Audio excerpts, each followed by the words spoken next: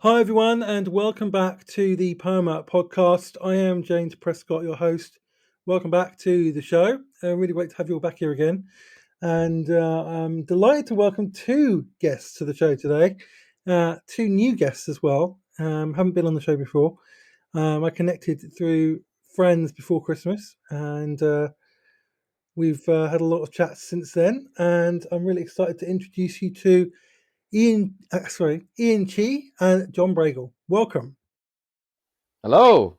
What a Hello, pleasure to hello. be here. Thank you for having me and John. Yes, thank you, James. You're welcome. So it's good to have you. You're both filmmakers, writers, creators, and you recently created a movie, sort of 10-minute short film about grief, called "I Do," which I was lucky enough to see. It's an incredible movie. I think it's entirely in black and white. It's a 10-minute movie, and oh, documentary. I don't know if I call it a movie or a documentary. It's not really a documentary, but it's a true story. Um, it's a man telling the story about his wife and the death of his wife and the grief of losing his wife, which is really really powerful. And Yeah, I hope everyone gets to see it because it's the kind of movie that we need to see, and the kind of topic we need to be talking about. Obviously, we talk about grief a lot on this show. It's a big theme of the show, and so we're going to be talking about that a lot today. So, guys, tell me a bit about the story of this little movie and how it got made and the story behind it. I'll dive in. This is John. I was the director of the film, and the film came about honestly, it was almost about a year ago in 2023. And the film subject is a family friend named Jim Coolman. He's someone I've known for about 10 years now. He's a family friend. He goes to my parents' church, and I became familiar with his story through my dad, who was actually serving by his side around the time that his wife passed away, his wife Julie. And I got friendly with Jim because he is an artist and he taught creativity for a while. And he taught art school in high school, or he taught art in high school for his entire career. And he just retired. And we just hit it off on like a friends basis and a common interest basis. And upon meeting him the first time, I just felt that he had a way of telling stories and sharing information, just a really like emotional, heartfelt way to communicate that wasn't really common in men of his generation that I had encountered. Hmm. So shortly after meeting him, just this like seed of an idea slowly started to grow within me. And I think early on it was a bit too soon to tell this story about his wife passing. And now, it's been now almost 11 years, but when we made the film, 10 years since his wife's passing, and it just felt like enough time had passed to kind of delve into that. And Jim felt the same way, that he had gained enough sort of perspective from the experience, and it was a form of him honoring his wife. So Wow. that's I might have veered off your question, but No, yeah. that's amazing. I mean, I love that. I love that it's somebody you know because I think it kind of imbues the movie with um, a deeper intimacy. I think so. When I was watching it, I felt a sense of intimacy. This wasn't just like a filmmaker like just finding a random person. But there was a lot of intention about the movie. I think that's the energy that it communicates. It's shot very well, like in a very clever way, because I think you have him in different rooms around his house, and talking about different memories um, and the bed, the story he tells about his bed and the marital bed in which he died and things. It's like there's just this intimacy about it, this care, I think, for the subject matter that that comes across really well. Thank you. Yeah. So, Ian, what was your kind of role in making this movie? Well, my role came after the filming was done, and Jon showed me uh, what I believe was pretty close to a final cut, and um, yeah, I came aboard as a EP to kind of help get it out to the world and find the right folks to share it with. But what struck me, I think, was I had never really seen something about grief, but with the kind of lightness and joy that was in this piece as well. And I thought that was really valuable to, yeah, to experience, to share with other people too. And I don't even think I really knew that when I first watched it. Like when I first watched it, I thought this was a really beautiful piece. Visually, there's like a, but also like the pace of it. Like it's not really trying to do anything as much as it is just kind of being with a person uh, in a space and time. Um, and yeah, it's been cool because like even us talking on this podcast now, it's kind of through the process of finishing the film and getting it out into the world, we've connected with some amazing like like soul people, Mm. and it's been very fulfilling in that way. It's almost been like this. Trying to find the right words to communicate it. It's like I don't know. It's kind of felt like there's a wave of life that it gave birth to, even after being finished. Like a lot of times in my past work, I've made something and put it out into the void, and there'll be some comments here and there, but there doesn't seem to be ongoing, uh, you know, birthing of relationships in life. But this has been pretty cool to see. You know, I don't know. Maybe I'm tying together disparate threads, but it's like a film about grief has birthed more life, which is pretty dope. Yeah, yeah. I was thinking the same thing. There's a certain irony in that, isn't there? And like, it's, um, and I've been, I'm desperate to see more movies like this in the world, Mm, because this is a subject that I think we need to reflect on a lot more and a lot, and that it's part of our, for me, it's part any kind of healthy awakening journey, any kind of healthy healing growth journey is has some kind of grieving process involved in it. Like, because the energy of grief is basically, it's essentially love. It's grief is a mm, form of love, um, yeah. and Mm, and there's this kind of, what I've learned over the years is there's this kind of duality of joy and grief together, like that, and the connector between them is love, and they're both expressions of love, and I think one deepens the other. Like when you have joyful moments, then you remember them more deeply when you're grieving, and when you grieve, the joyful moments become more meaningful. Like I think that's my mm, experience anyway. mm, mm. Um, yeah. Well, I mean, what did you learn about grief and grieving when making the movie, like John? Uh, just how universal it is, really. I think, I mean, obviously, I guess it's just something I never really thought about.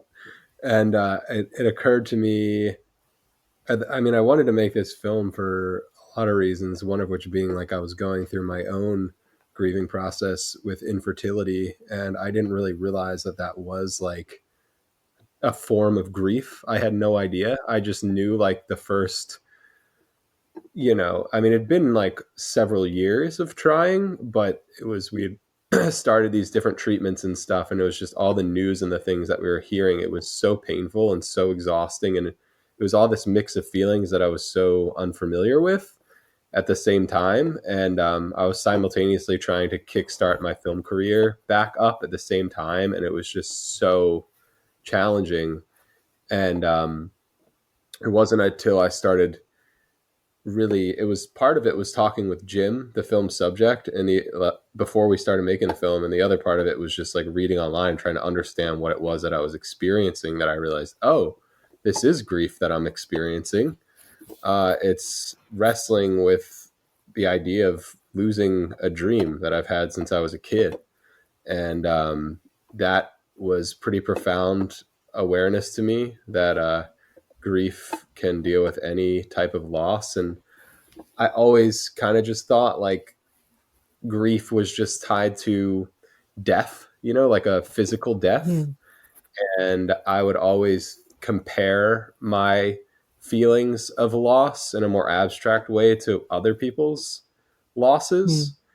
And I think through this process with Jim and just reading and learning is just this idea of not comparing or belittling or, making my grief experience smaller in comparison to somebody else's, and just allowing myself to really just sit and honor my own pain and learn from it. And so that was huge. And I would say probably some of the most wisdom I've ever heard in my life has been through listening to podcasts about grief. Mm.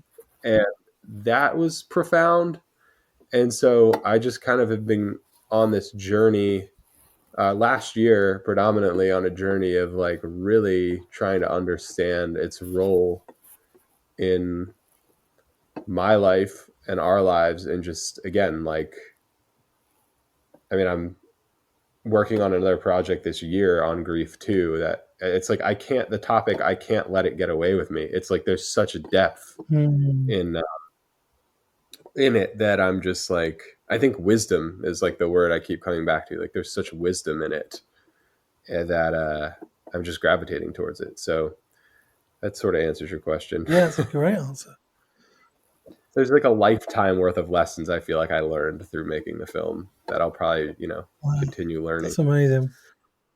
There Yeah. was well, this new project, Jon just sent along some notes, and among those notes I think was a quote by someone I forget, but talking about like literally every single culture in the history of humanity has dealt with grief.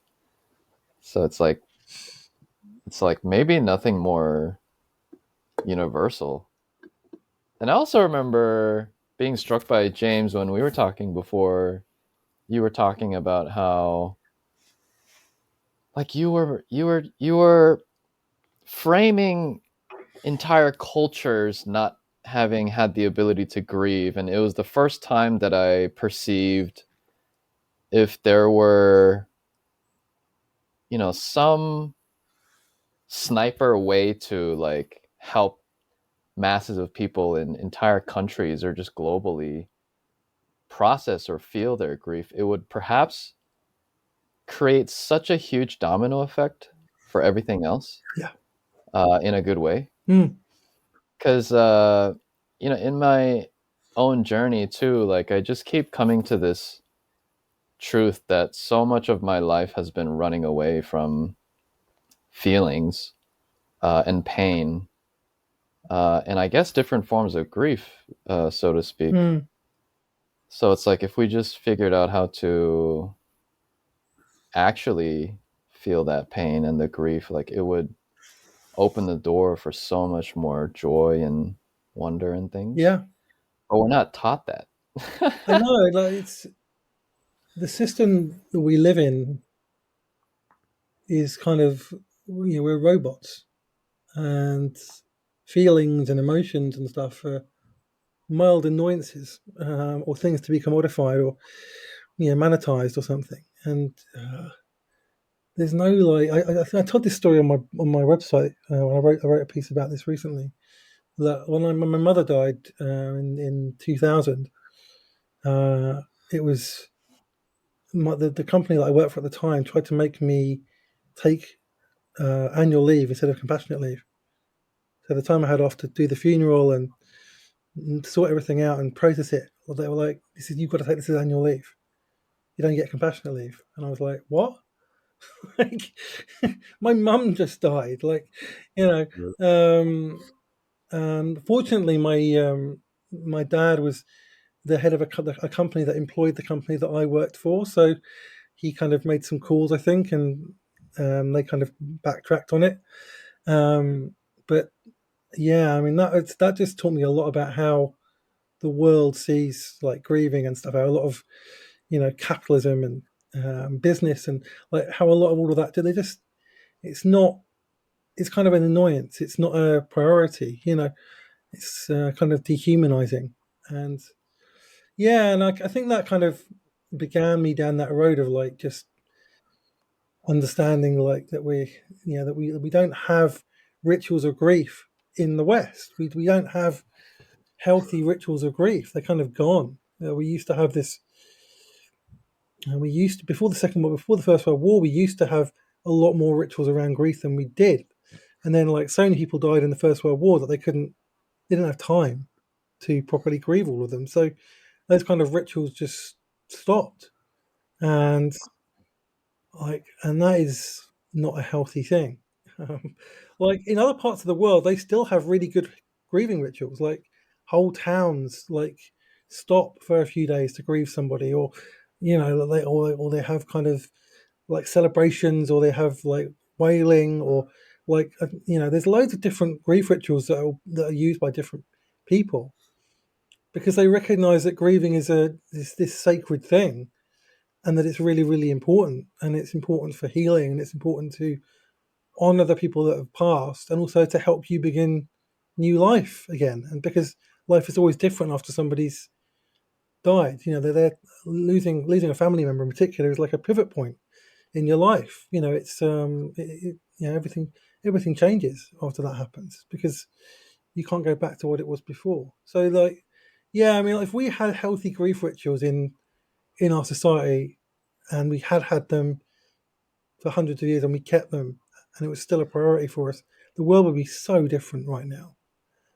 I'm absolutely convinced you wouldn't have as many wars, you wouldn't have as much violence, you wouldn't have as many oppressive dictatorships. Um, Even what's happening right now in the world, a lot of it can be put down to unresolved trauma and grief on a kind of national scale, on a cultural scale, that like a whole nation didn't grieve properly, and now the anger from that grief is now consuming them, and it's causing harm to other people. So it's a spiral. If you don't deal with your grief, it can destroy you. It can control you. It can kill you. I mean that's like, yeah, it's. But when you do it well, it's this sacred thing which can bring healing and life and joy.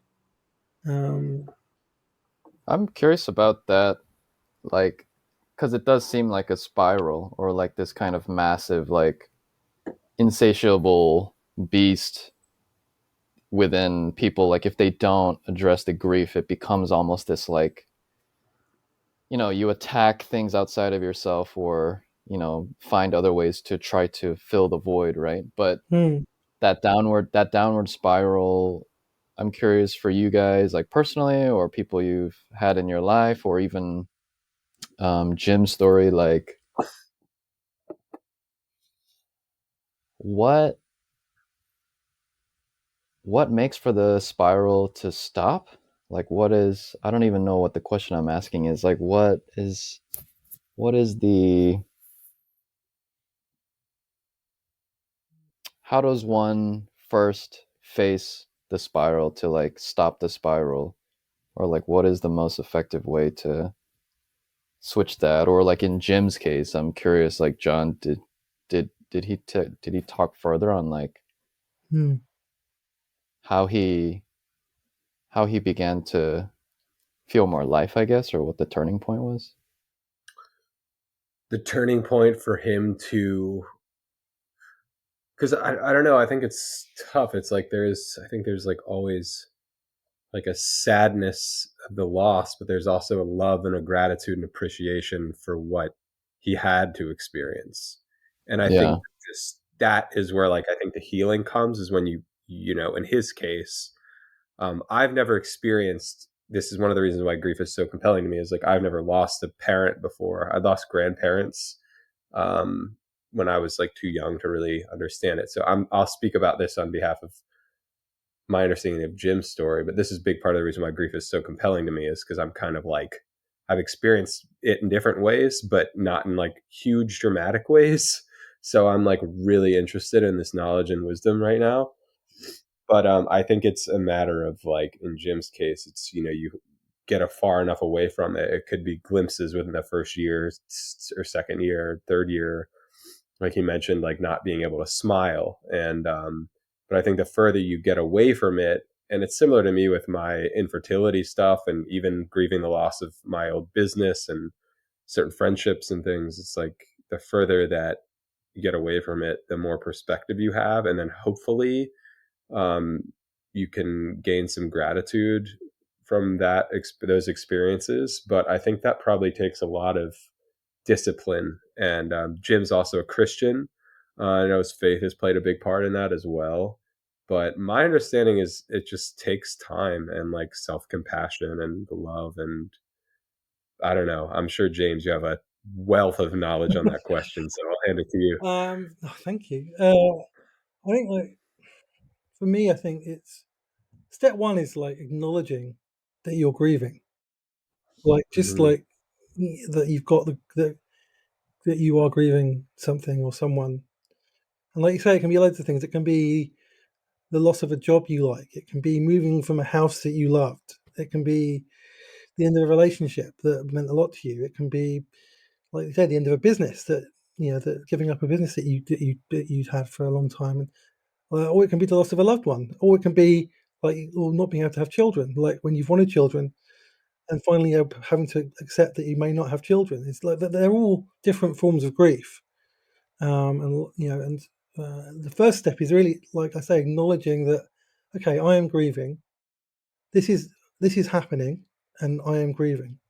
Like I mean, right now, my dad is very old, and he's not well, and we know that we're probably going to lose him in the next year or two. Like so, I've been talking with my therapist, and I'm already grieving for his loss. Like he's still here, but I'm already going through the grieving process, and the first step of that was acknowledging he is going to die, like someday, and I have to be ready for that. I have to accept that it's going to happen and not deny it, and that I'm going to be grieving. And maybe I'm already grieving because there's a lot of things that I used to do with him a lot that I will never do with him again. A lot of things that I Yeah. did with him when I was a child that mean a lot to me that I will never do with him again.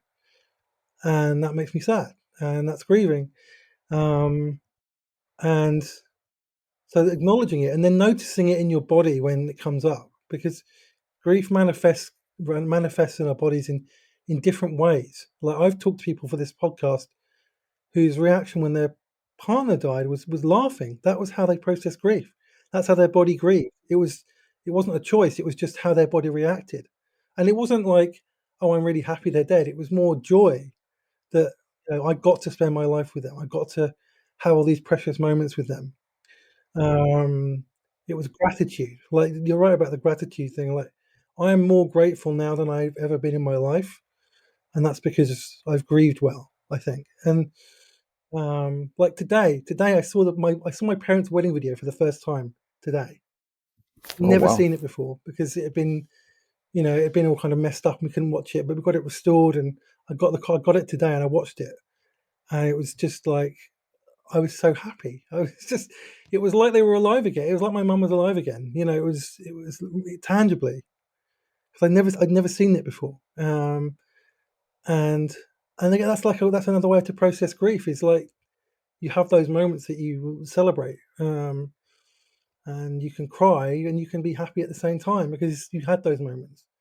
And now, whatever happens now, I've got those memories like digitally saved. I've got them. Like I always have those, no matter what happens. So that means so much. And one of the reasons we did that, we got them restored, is because we know my dad's not well, and we wanted him to see them before he passed away, which is going to be wonderful for him.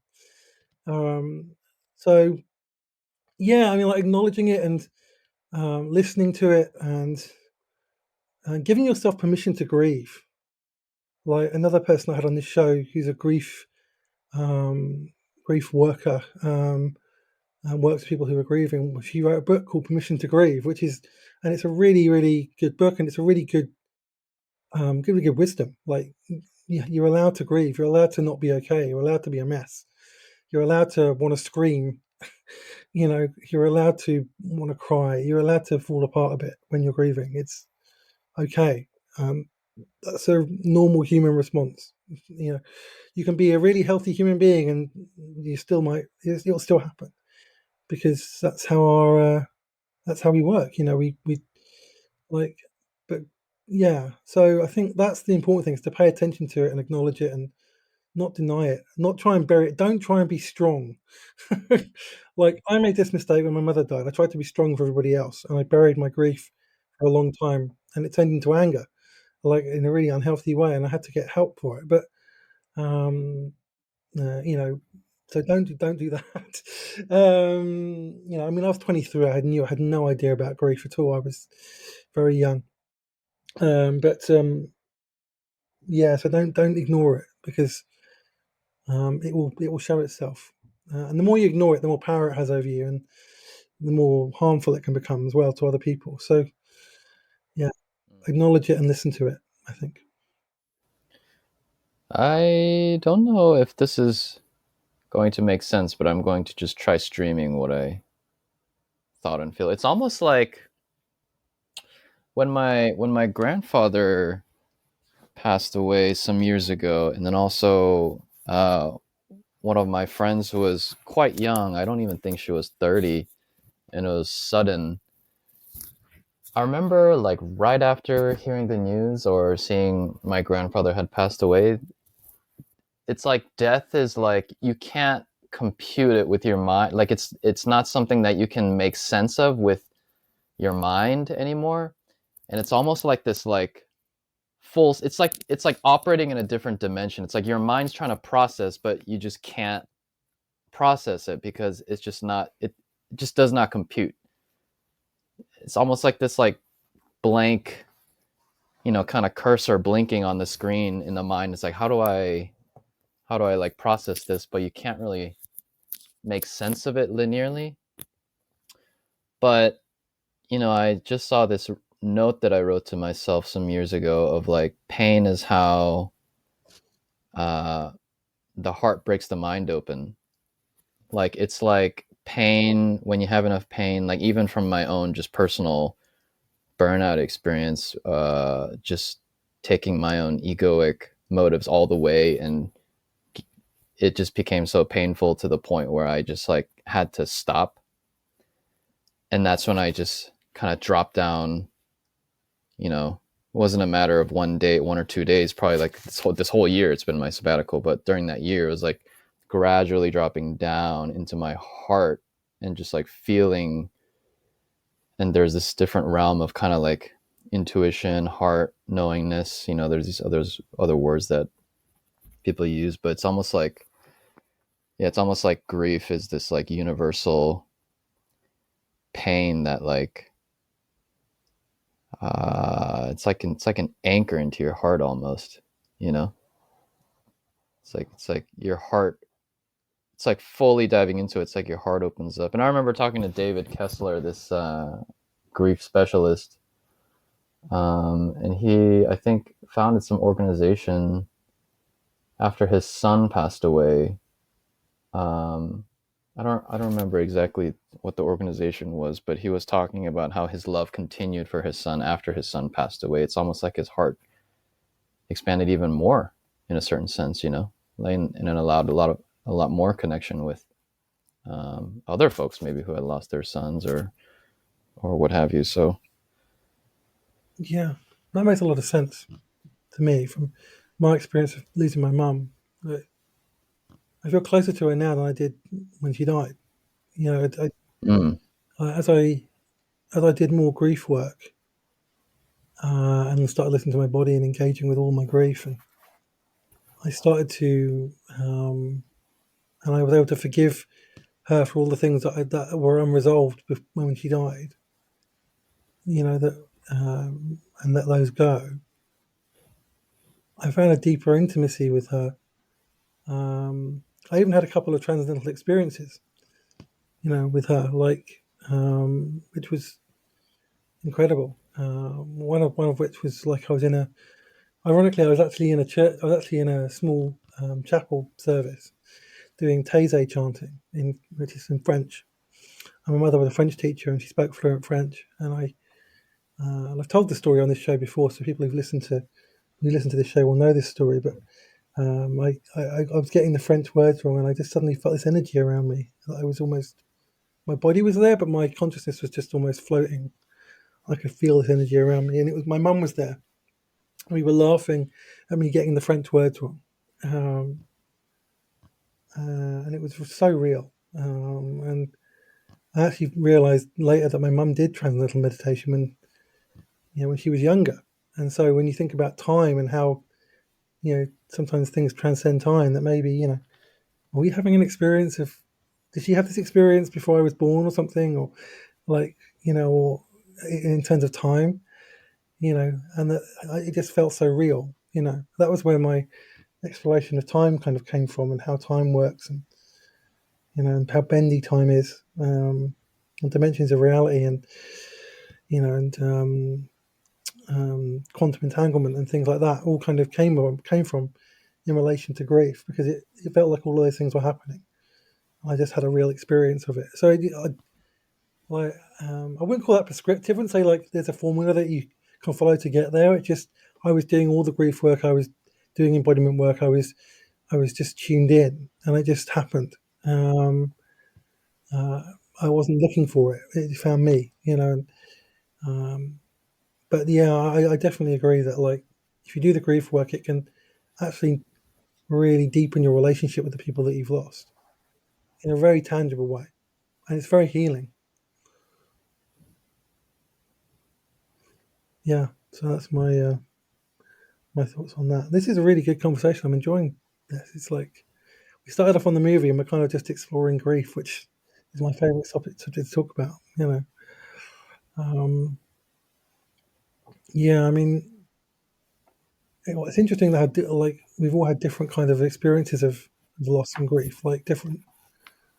John's a lot. John with the career and with the job and with the children thing, and with your with your grandmother, like it. We all kind of process things differently, don't we? Like it's all had different experiences. Yeah, but still all grief. It still falls all under that umbrella.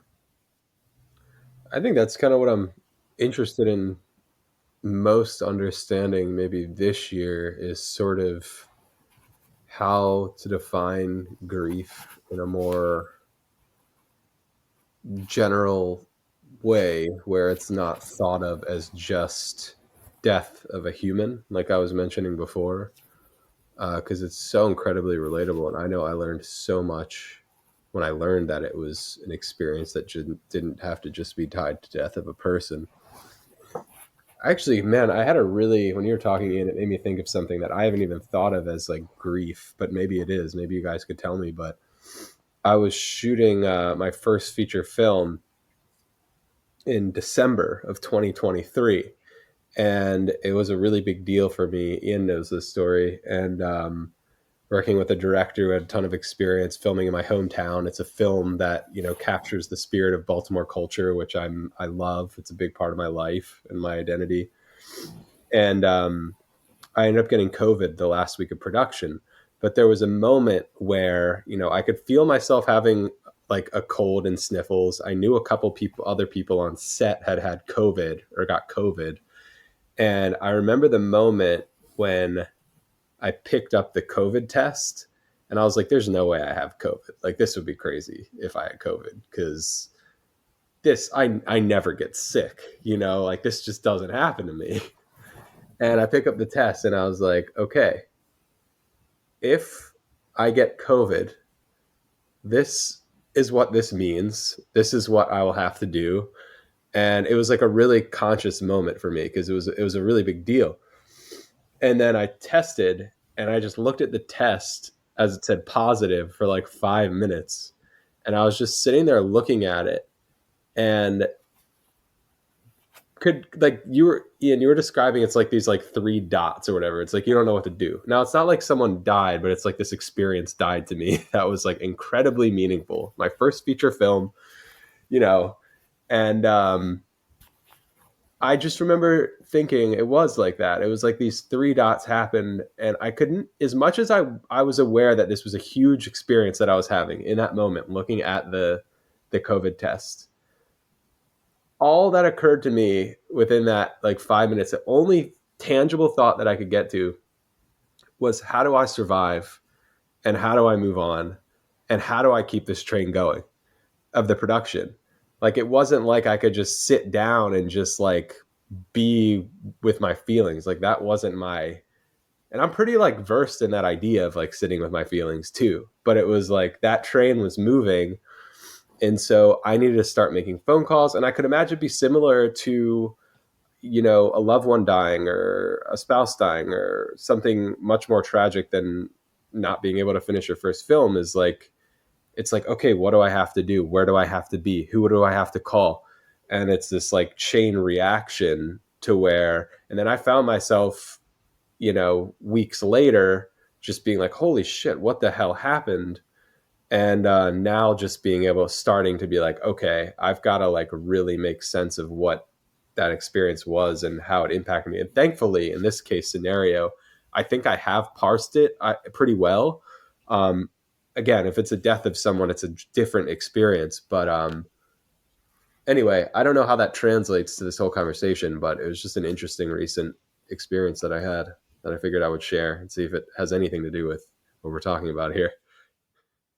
I don't know if this relates either, but it makes me think like um there's a lot that needs to happen when someone passes too, like, so I could see, Yeah. like, when my grandfather passed away, there's so much planning around it too, like between my mom and her siblings. It's almost like that. Yeah, I'm sure there's different cultures that have figured out how to maybe like lift that burden a little bit from people, because that I could totally see that as like a, not a intentional escape, but it's like we just live in a world where there's not intentional time and space, I guess is what I'm getting at, to right, even when it happens, to have space. It's like, James, you were dealing with the company telling you, you know Mm. um that you couldn't have a compassionate leave. I, I mean, I this time is different. Like, me and my sister have talked a lot about this with my dad because we've both been through it, so we both know what it's like, and we want to make space for ourselves to grieve, and when it happens. So we've actually talked about we're gonna try and plan ahead as much as we can. Like, mm, mm, have all mm, the mm, contact numbers, have all the mm, arrangements in place, know who's going to do what, uh, you know, and mm, where things are going to happen.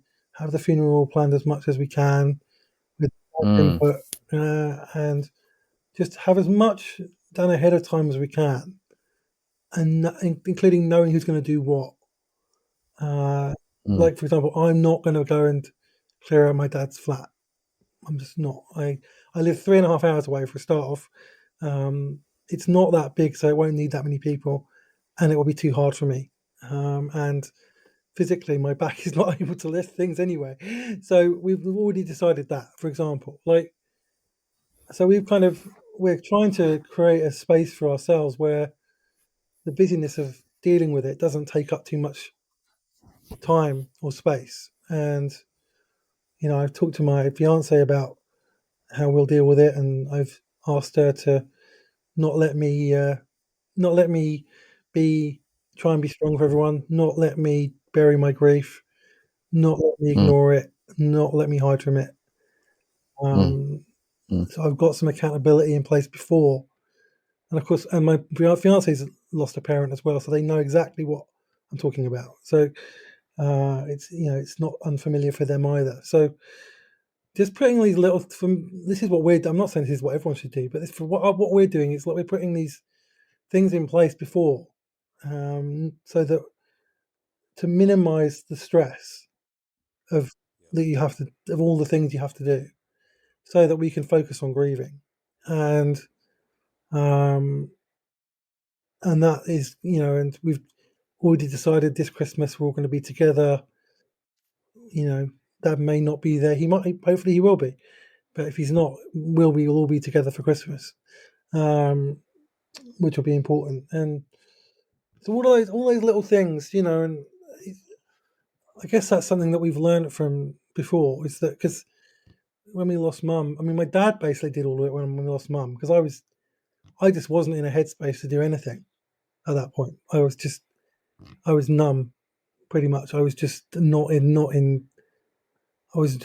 to do anything. Like I was just trying to survive, just trying to breathe. I remember I was in shock for quite a while, um, and I didn't cry for at least a couple of weeks or a week or two or something because just couldn't. I was just on autopilot, and I was being strong for everyone else, which I shouldn't have been. But that was my default mechanism at that point.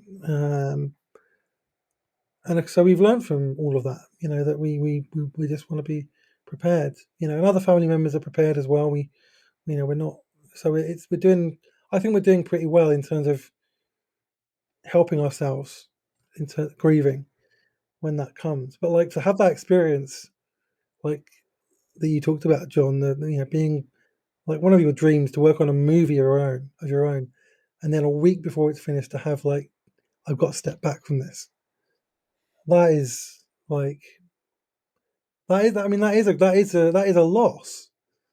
It's Hmm. your, I mean, it's not like you'll probably get to work on another movie, but it's your first one and it's nearly finished. And right at the moment when it's nearly finished, you have to step back. Like yeah, I can relate to that to a certain extent. Like because I still have anxiety now about when good things happen in my life. And it's the moment they're about to happen. I have this little bit of anxiety that something's going to happen and it's going to get taken away from me in the last minute. Which probably comes from my childhood and losing my mum and things like that, because I was really close to her and we had a really good relationship and then it was just gone. She was just gone. Um, and yeah, so I understand that impulse completely. Like, and it's good that you acknowledge that as well. It's good like you recognize that for what it was. Like that's really positive, I think. Like, um, and I'm sure you'll get to make loads of movies, and maybe it means that you'll cherish every moment you work on a movie in future more than you would have done because you know how it can be taken away so quickly. Like so, yeah, maybe that's the lesson you can take from it. Mm-hmm. It's interesting to think in the context of this conversation just how much all the knowledge, maybe it's a bold statement, but all the knowledge that we have is reflective of death and grieving, in the sense that when it comes to like mindfulness and like self growth, and maybe that's the type of knowledge I'm talking about, because it's all trying to come into an appreciation of what we have, which is reflective of our losses and what we don't have, as far as I understand it. And I think that's one of the ways that I feel like I've grown a lot this year, is through leaning into these feelings and the experience and making the film. And I also had another experience where I visited. Her name's Dr. Joanne Cacciatore, and she deals with traumatic grief. And I met her in Arizona, and having conversations with people on her property who had experienced things that were so horrific. One man I was talking to for a couple of hours, his wife murdered their three children, and like lots of suicides and of kids and of parents that I was talking to. And when I was there, I was just struck with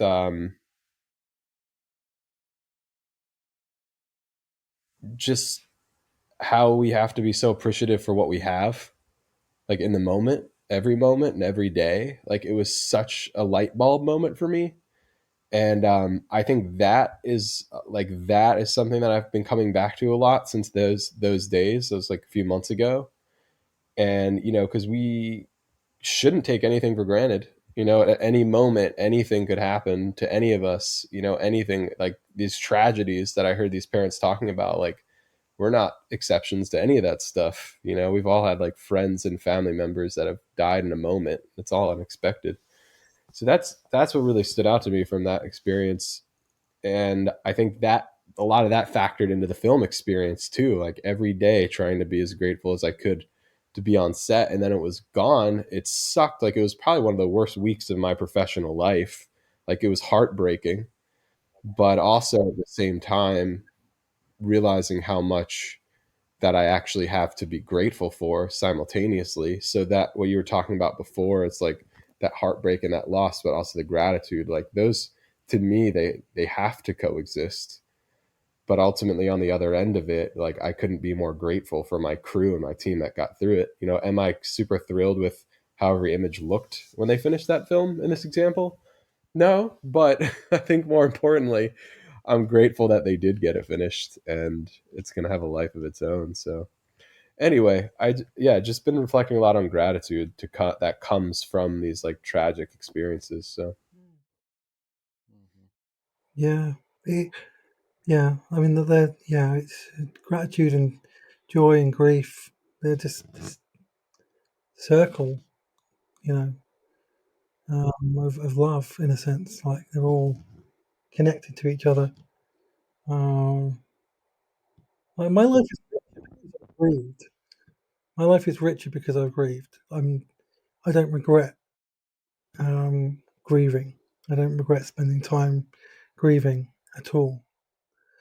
You know, obviously it's sad that I had to grieve in the first place because you wouldn't choose to have to go through those things. But yeah. at the same time, I'm glad that I actually experienced them rather than try to survive, just ignoring them. Because my life is richer for choosing to feel that grief and experience it and learn from it, and rather than ignore it. Hmm.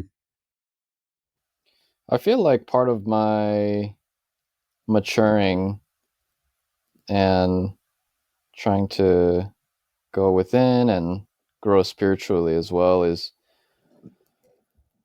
life going from this linear, like A to B, B to C, to here to here, if that makes sense.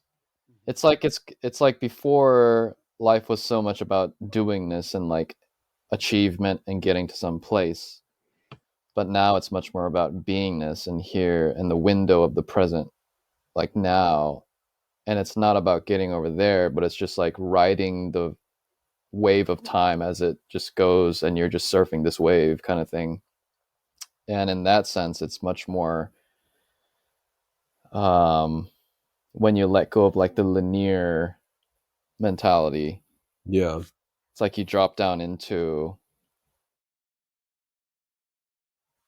like a perpetual joy that deepens with more presence, I think. Yeah, it's like a perpetual unfolding that you're like a part of and witnessing now rather than like A plus B equals C. Yeah, Yeah. yeah. There's actually a word for the unraveling of things that have yet to be seen and are yet to be known. You know what that word is? Apocalypse. No. Oh, really? Apocalypse. Yeah. Oh I wow. didn't know that. Interesting. Wow. I wrote something on Medium Apocalypse. about when the pandemic started. I wrote something about this being our apocalypse, I found the definition of it, and Ah. it's like an unraveling of things that are true that have not yet been seen or known. Ooh, that's And I good. was like, When I was talking to one of my friends recently about just our own path, he was like, "Yeah, it's got to feel like falling off the cliff every day," is how he put it. yeah, I thought that was great. Falling There's off the cliff actually every day. mm, there's actually a practice that I think I've told you, Ian, about, but there's this woman named Tara Brock who's a Buddhist mindfulness teacher, also a therapist, and the book that I'm reading right now, it's called Radical Compassion. But there's this acronym that she's been teaching about for probably like a decade now called RAIN. It stands for recognize, allow, investigate, and nourish. And it's been so helpful to, you know, you use it the point is you use it to sit in your feelings and to essentially like shower yourself with compassion at the end of it. It's like a step process. And that's been incredibly helpful, not just for grief. I mean, for grief, absolutely. I think that's a powerful tool, but for any tool and just sitting in that pain. And like the more I'm aware, I find myself just saying, like, oh, I'm angry, I'm sad, I'm frustrated, I'm edgy, whatever. It's like learning that and just being with that and like being okay with that and not trying to just run away from it. It's helped me a lot with just like my identity and accepting that, and that those feelings are okay and they will wash away. Like they're not just, I'm not just going to stay sad or angry. Um that's been really like, that's one tool that just stuck with me for a long time. So just figured I'd share. That's cool. I love that. Really Yeah. healthy. Rain. I love that. Nourish. The reign of self-compassion. Love that. Watering your soul. Yeah, Yeah, absolutely. exactly. Yeah, that's it. Or sorry, the N is nurture that she uses. It's nurture. Nurture. Yeah. Nourish is a better word anyway, right, Ian? Yes.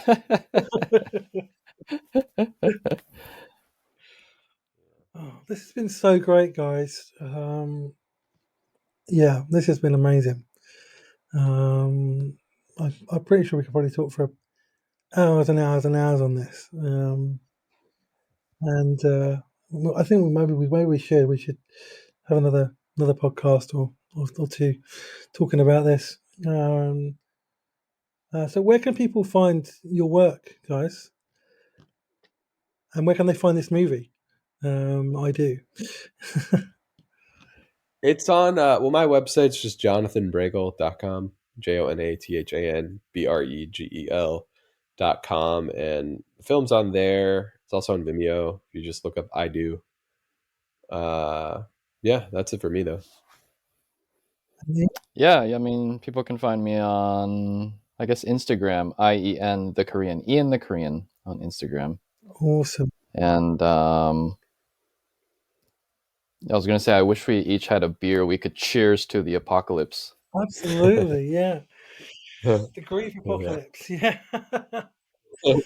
To unseen things unfolding before us. Yeah, absolutely. I think that's, yeah, it's a really Good. cool word when you realize what the meaning is. So, yeah. So do check these guys' work out and do check this movie out.